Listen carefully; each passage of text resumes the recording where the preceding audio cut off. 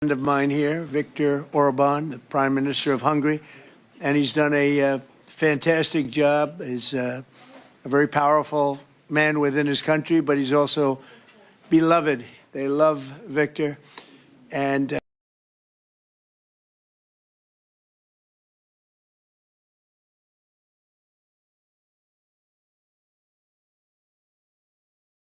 maybe that I don't want to know about, but he's a very special person. I've known him for a long time. We're going to be talking trade. We're going to be talking a little bit of Russia, Ukraine. We'll be talking about energy and energy prices.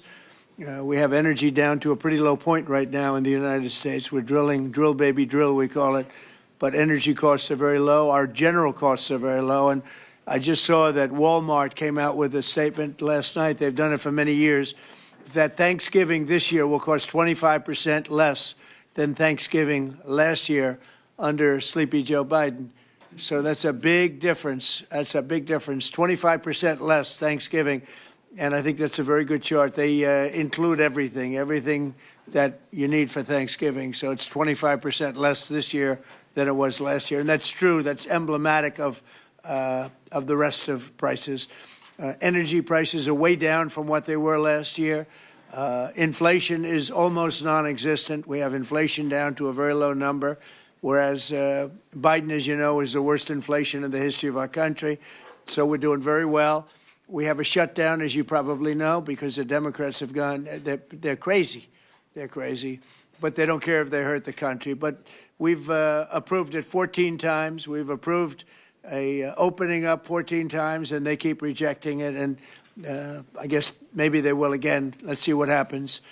They want to have a lot of bad things happen, bad things for our country. We're not going to give $1.5 trillion to people that came into our country illegally. We're not going to do it. To people came from prisons. They came from mental institutions. They're drug dealers. They want to give them medical care. $1.5 trillion. And we're not going to do other things that they're requesting also. So I just want to welcome this really good person.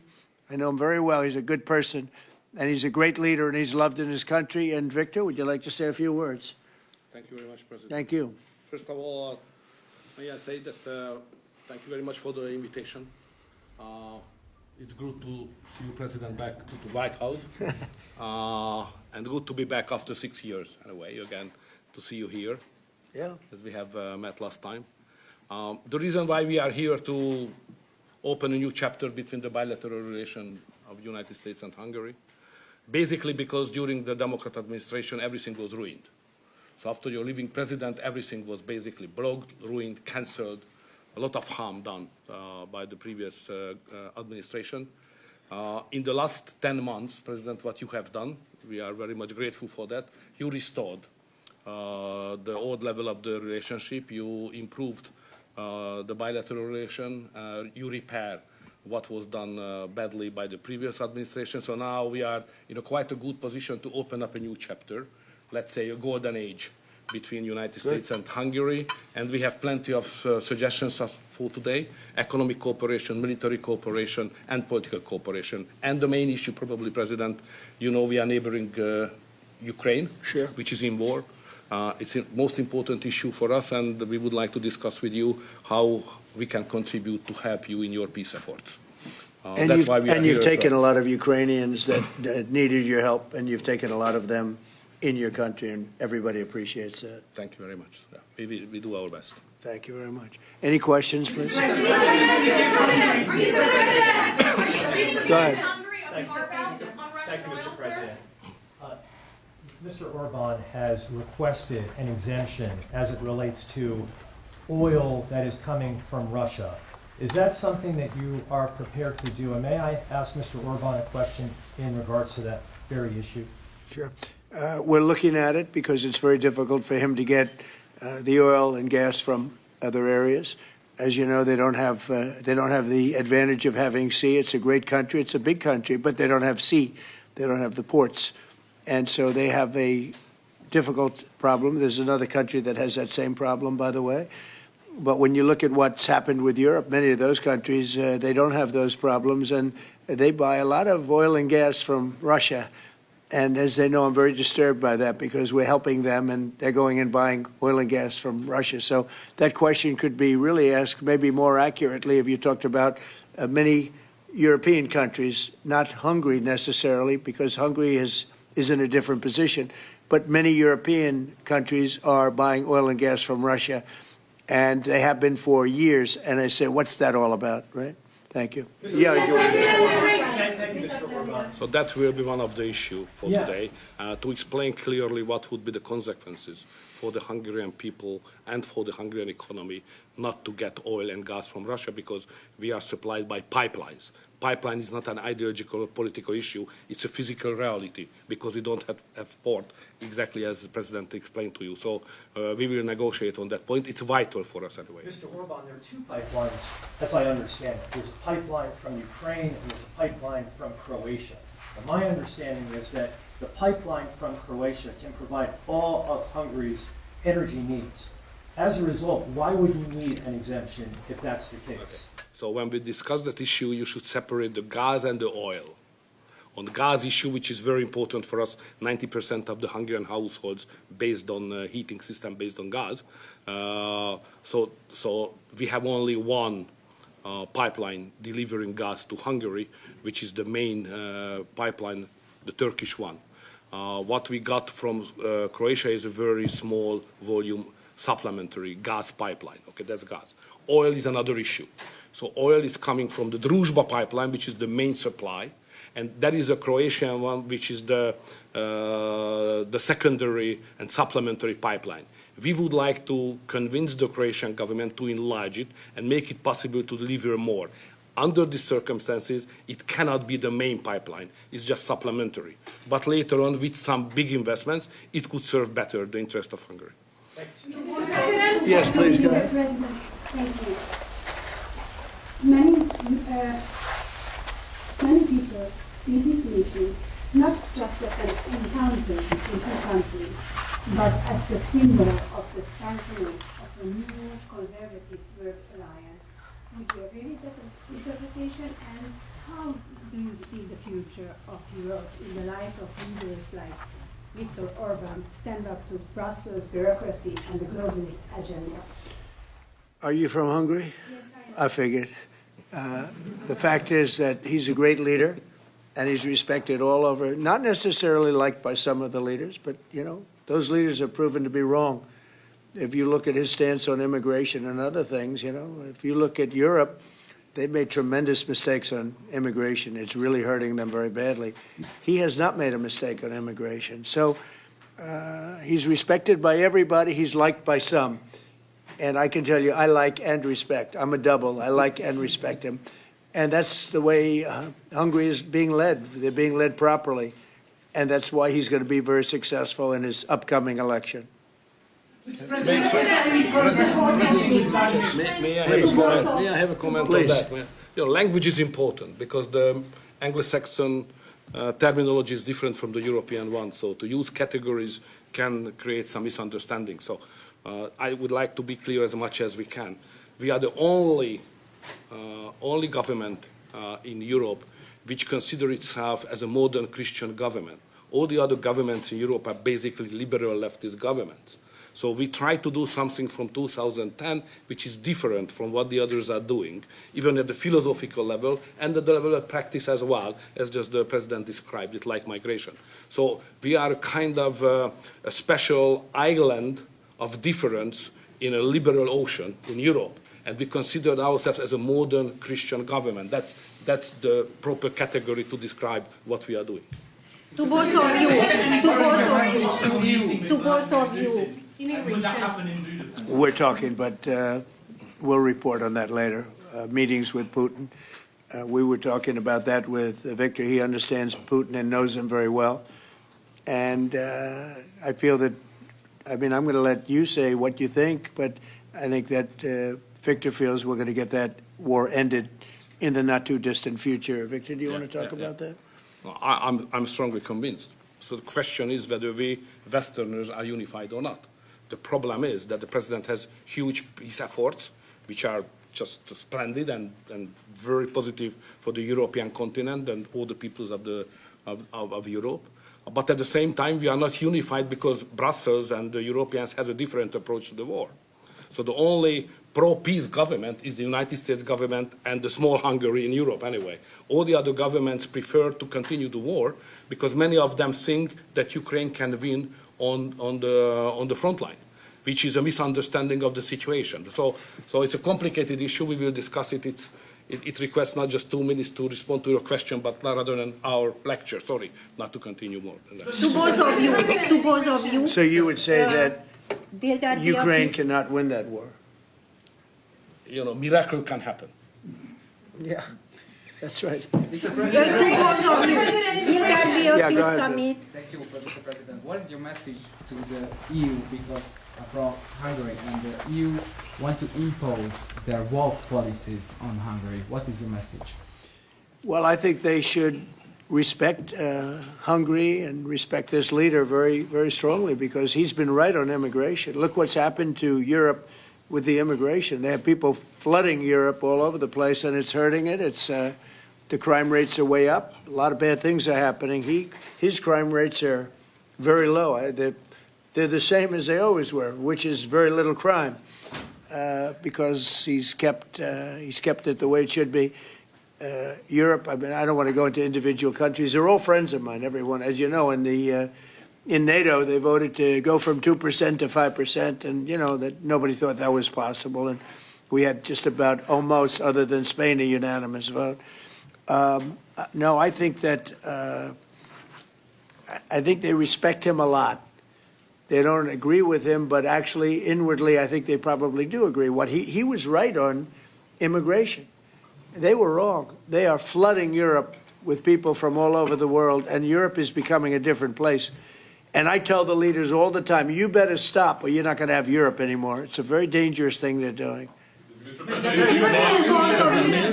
May I have a reflection on that? So on migration issue, just for clarification, in Hungary, the number of illegal migration is like that, zero, because we have a crystal clear system. If somebody would like to come to Hungary, first he should ask for that. If he gives the permission, they can step in. Nobody can step on the territory of Hungary without having a permission from the Hungarian authorities. This is the regulation, simple, well working. What is the consequence of that? We are under sanctions, financial sanctions of European Union, because we don't let the illegal migrations to come to Hungary and to the European Union as well. So we have to pay, just to inform you, we have to pay every day 1 million euro as a punishment to the Brazilian budget because they stop the migrants. This is the absurd world we are living now in Europe.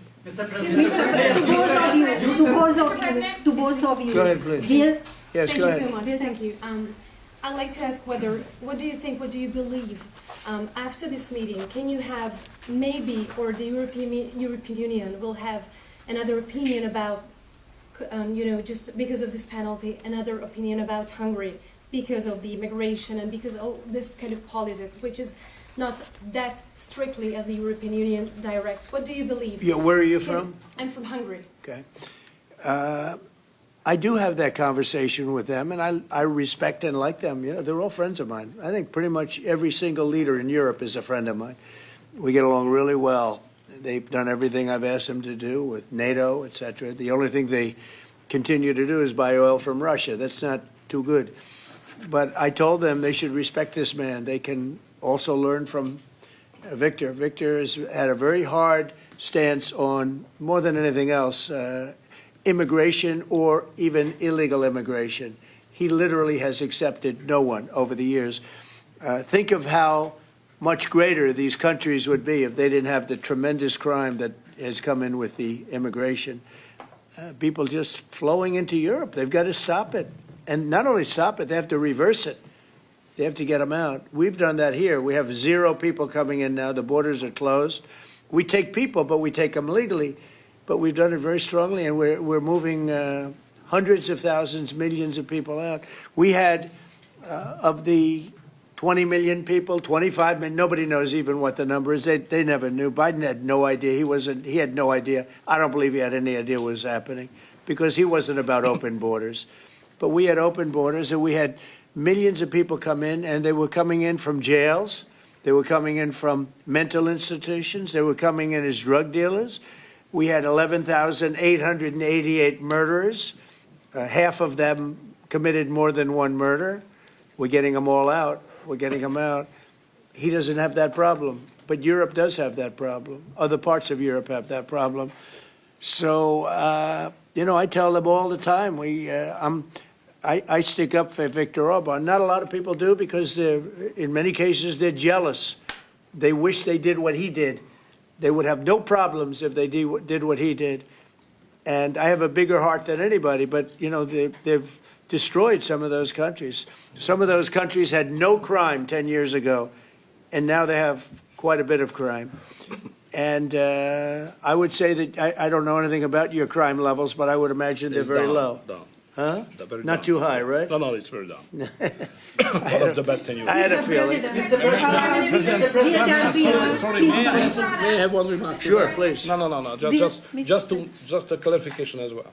I'm not here to ask help President Trump to manage my conflicts or our conflicts with the European Union. This is our matter, so we will do it.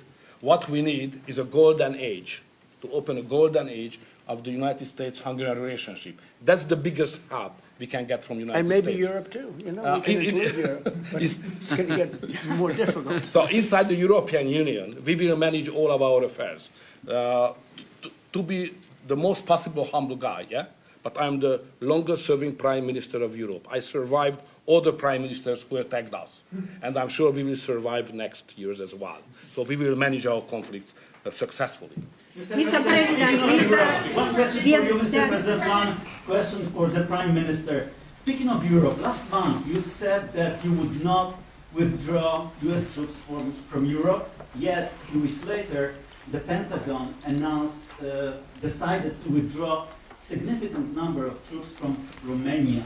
So have you changed your mind, or the Pentagon ignored your assurance? No, they don't ignore anything that I say. What they do is we make changes. We move. It's the same number, total number, but we move people around. I happen to like the Romanian people. I think they're great people.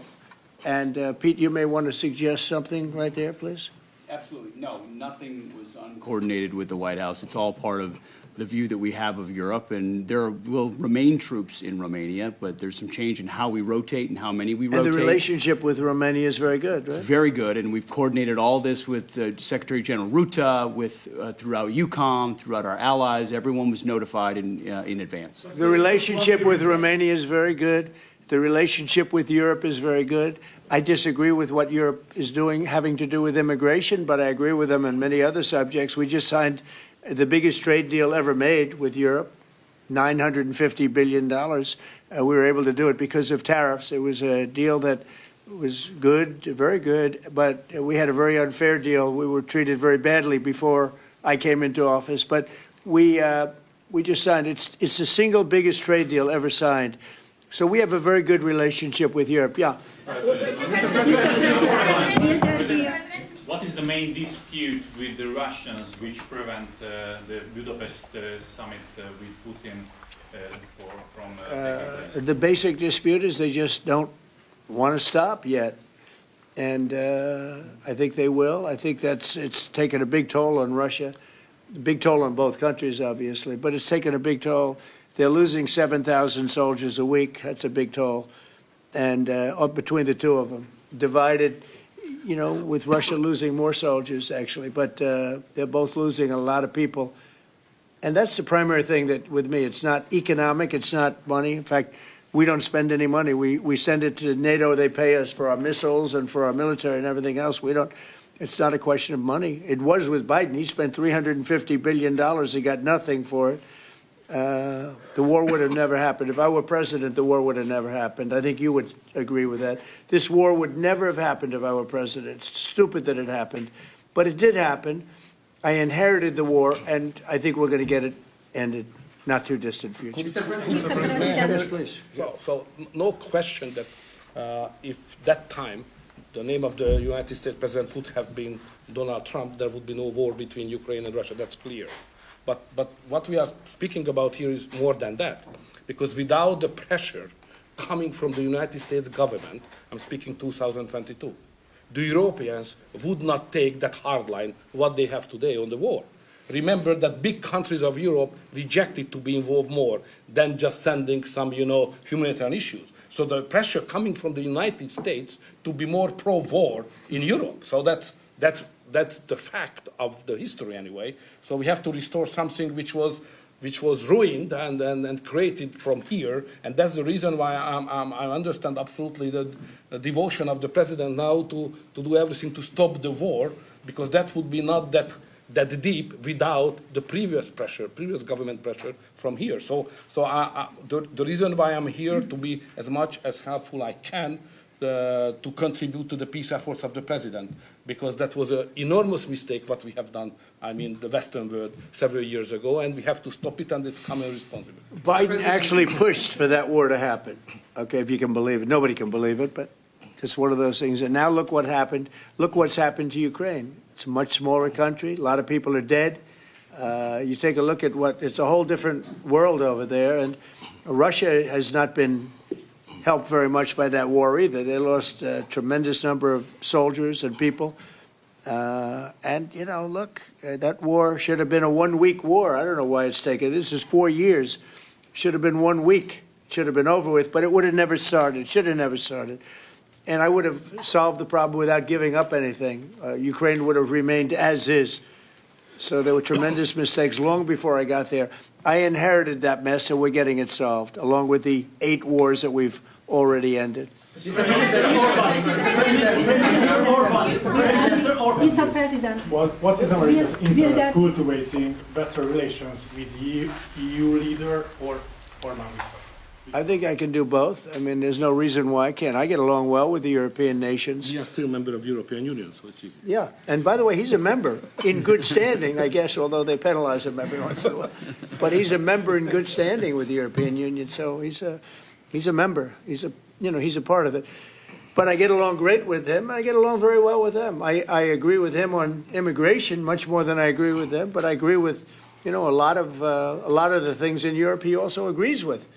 But he had a difference, I would say, primarily on immigration more than anything else. And I happen to think he was right, because their whole fabric has changed. I mean, you go to some of the countries, they're unrecognizable now because of what they've done. And Hungary is very recognizable. Yes, ma'am. Mr. President. yes, Mr. President, will there be a peaceful meeting in Budapest still this year? What do you think? You mean a meeting with President Putin?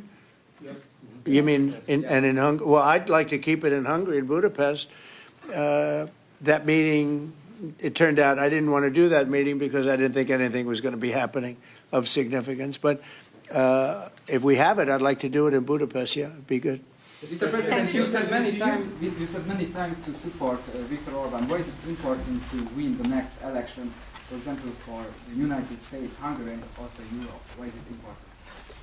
Well, I don't know his opponent. I don't know if he has an opponent yet. At some point he will, I guess. We always have opponents, always. right? Not much of an opponent. But I'll be supportive of him. He's done a fantastic job. We've had a great relationship. The United States, look, we had a country that had no leader. It had an auto pen, illegal auto pen, totally illegal.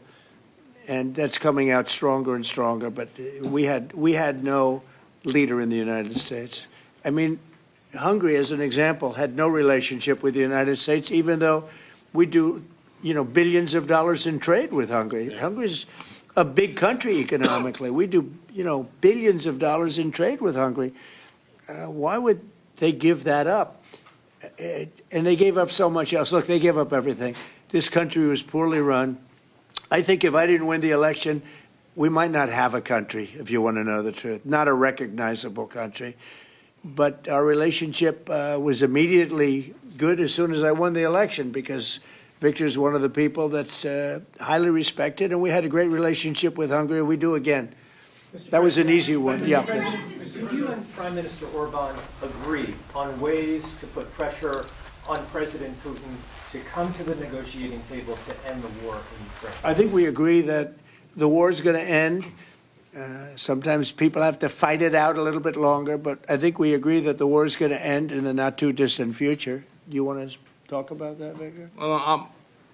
I have some ideas, and I will I will present it to the president, how to stop it. Mr. Prime Minister, Mr. President, since you brought up the Walmart Thanksgiving meal, Yeah. and it is cheaper, but it also contains less, as affordability... Well, I haven't heard that. continues You're to be an telling me. issue, that's Who are you what with? Who are you with? I'm with NBC News, sir. Fake news. NBC. As You're fake affordability news. continues What to a, be what a, problem for many NBC's gone down the tubes along with most of the rest of them. If I may ask, why do you think there's such a disconnect between the economy that you're describing day to day and the way many Americans say are feeling and are concerned about? Well, they feel better about our country right now, other than the shutdown, obviously, which is caused by the Democrats, could be ended by the Democrats in 2 minutes. They feel much better. We have more jobs. We just set a record on jobs. You do know that. We have more investment in our country than any country in history. We're over $18 trillion as of this moment, and we're going to be maybe at 20 or 21 trillion by the time I finish up my first year. And there's been no country, China, no country in the world that's done anywhere even close to that number. Your friend Biden, as an example, in 4 years was less than $1 trillion. We'll be at 21 trillion in 1 year. So there's no country that was even close to that, and our country was a laughing stock all over the world. We have more jobs, we have more potential than any other country, and frankly, we're the hottest country right now. Viktor said to me before, we're the hottest country anywhere in the world. Think of it. We'll have $21 trillion invested. We have auto plants pouring back in. We have AI pouring back in. We're leading China in AI by a lot. We're leading everybody in every category. There's no category that we're in second place. So I just heard this yesterday that Walmart said that the Thanksgiving was 25% more expensive under Biden. That's a big, to me, that's a big number, because Walmart's respected. I mean, Walmart is Walmart, and, you know, they're giving you prices. So that would mean that the whole series of pricing and costs, you know, the groceries and everything else, it was a con job. It was a con job. Affordability, they call it, was a con job by the Democrats. The Democrats are good at a few things: cheating on elections and conning people with facts that aren't true. It was 25%. Walmart just announced it 2 days ago. 25% cheaper this year, will be cheaper to have Thanksgiving than it was a year ago under Sleepy Joe Biden. You say that affordability is a con job, as you put it. Say it. You said affordability was a Yeah. con job, and you didn't want to. You said last night you didn't want to talk about affordability. I talked about it. When did I not want to talk about it? I talk about it all the time.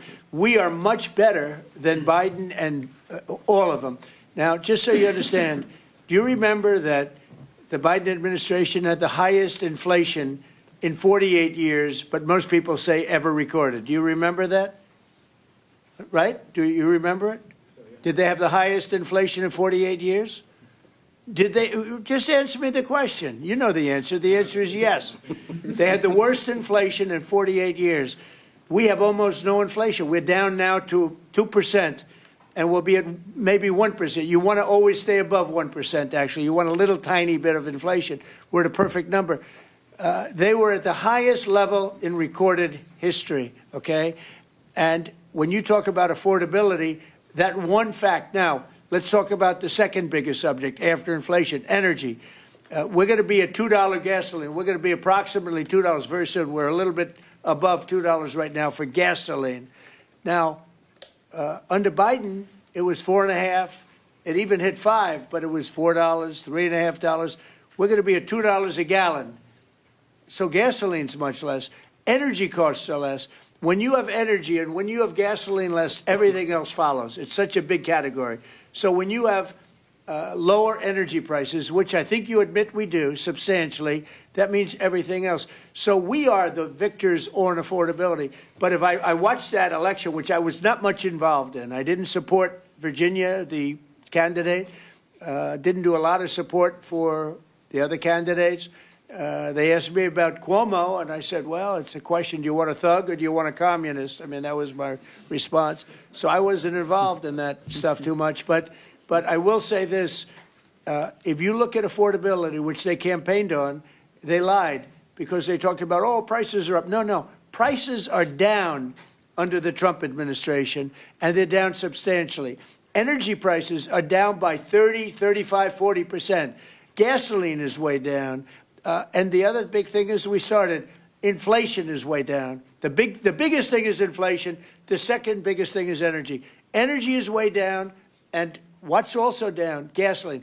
Also, the biggest thing is inflation, and it's way down. We took over a mess, the highest inflation in recorded history. Some people would say 48 years. I'll take either one of them. But I believe it's the highest inflation in recorded history. That alone makes it impossible for them to have done a good job affordability-wise. And one other thing. When I came into office, Victor, 2 days into office, they were screaming at me about the cost of eggs. I was there for 2 days. Eggs had quadrupled. And I said, listen, I just got here. Let me check it out. And they were right. Eggs had gone up by 3-4 times. Within a period of a few months, we had eggs down to a normal cost. We did a great job on groceries and affordability. The only problem is the fake news. You people don't want to report it. And, in fact, I'd like to ask Caroline. Where's Caroline? I'd like to ask Caroline a question.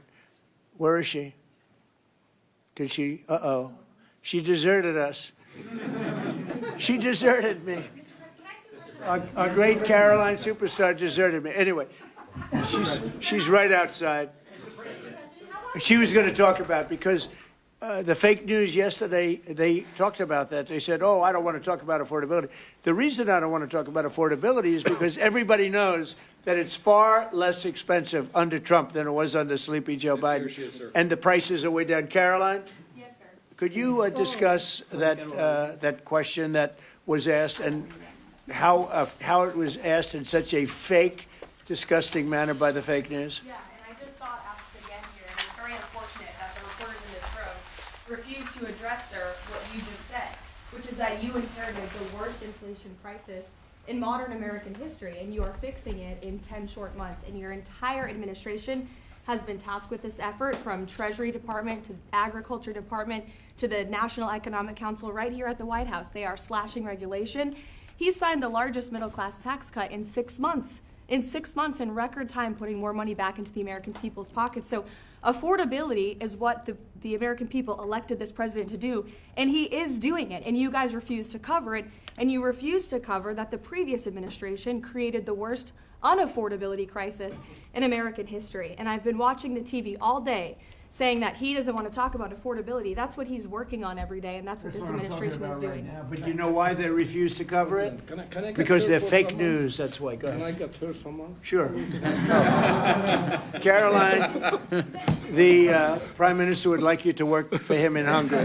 Please consider it. Please consider You know it. what? That's a very good decision you just made. Please don't leave us, Caroline. Yeah, please. You spoke to Republican senators. They do not seem interested right now in getting rid of the filibuster. That's too bad. They're making a big mistake. That's right. No, but they're coming my way. You're right. Wait a minute.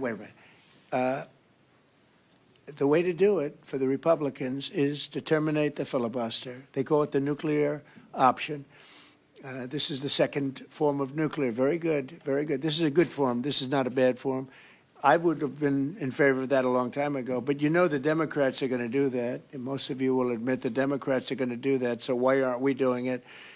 And I think only a foolish person would be against that, especially when you realize that these are crazed people. These people are absolutely crazed, Trump derangement syndrome, whatever it may be. And I am totally in favor of terminating the filibuster. And we would be back to work within 10 minutes after that vote took place. And lots of other good things would happen. And it doesn't make any sense that a Republican would not want to do that. If they're not going to do that, then it seems like you'd have to make a deal with Democrats to end the shutdown. Here's some of the things that we'd pass if we terminated the filibuster. Voter ID, no mail-in voting, no cash bail, no men and women's sports, no welfare for illegals. You could go on and on. This is 2 pages of things we'd do if you did that. Without it, I don't know that you pass anything, because you can't deal with them. They're really irrational. They really are. But I was happy to see that a tremendous liability to this country, a woman that made herself rich in this country, Nancy Pelosi, has quit. and she'll be out of here pretty soon. And that I consider that to be a great asset for America, getting her out. Yeah, please go ahead. Are you really going to deal with Democrats? You're not interested in the I don't know. We'll see what they have. I mean, we'll see.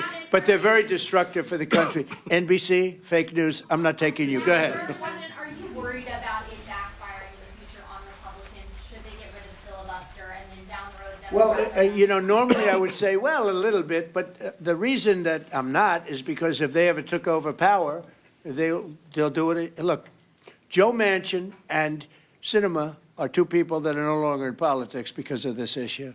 They were opposed to what the Democrats wanted to do. They wanted to terminate the filibuster. They were opposed to it. They're no longer in politics. They're gone. The Democrats will do this. So if the Democrats are going to do it, I'm saying Republicans should do it before they get a chance. It's very simple. And if we do it, we will never lose the midterms, and we will never lose the general election, because we will have produced so many different things for our people, for the country, that it would be impossible to lose an election. Are you worried about an AI bubble? No, I love AI. I think it's going to be very helpful. So many things are happening with it, and in addition to which, we're leading China, we're leading the world in AI. We're building massive electric plants that the companies themselves are building for their plant. I've given them the right, because we need so much electricity for that. Just the word is electricity, believe it or not. Double the electricity that we currently have in the country for just the AI plants. And I've allowed those companies to rebuild and build electric plants along with their facility. We're getting approvals done in less than a month, sometimes in 2 weeks, for massive, beautiful, massive buildings. And no, I'm totally in favor of it. I think it's really going to be the wave of the future, and we're leading the world. We're leading everybody by a lot. How long do you think the shutdown will last? Mr. Orban, President, how long do you think the shutdown will last? I don't know. It's up to the Democrats. The Republicans have voted 14 times to open up the country, and the Democrats have voted 14 times to hurt the country, really. They should approve it, but they might not. That's why I like the fact that we terminate the filibuster. If we terminate the filibuster, the country will be open within 10 minutes after that termination, because we'll take a second vote, which is the opening of the country, and the Republicans will vote to open the country. That's one of the reasons, not the major reason, by the way. I think it's less important than the other things that we get. But if we terminate the filibuster, the second vote that we will take will be to open up the country. It'll take 10 minutes, and the country will be open. Is there any room for bipartisanship? Because it seems like that's the main purpose of the filibuster, is to create some sort of compromise. So Well, it didn't work, obviously. So how You're do you right. That encourage was the purpose of the filibuster, bipartisanship, but that didn't work. So are you saying the next 3 years in Washington there shouldn't be? Well, no. If the filibuster is terminated, we will have the most productive 3 years in the history of our country.